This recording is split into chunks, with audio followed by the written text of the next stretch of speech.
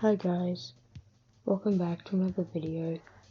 Just before we start, make sure you subscribe and like. And you guys will probably all be wondering how to get really flexible suspension. All you have to do is easy couple steps to do is go into change suspension, get the Solid Action Pro. You can get heavy duty if you want, but I don't have the time. I go to tune suspension, max it out,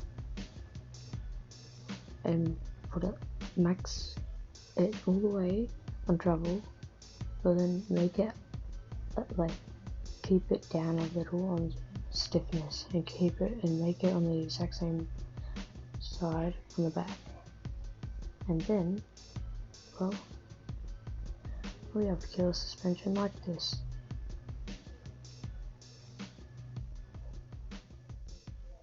It is crazy.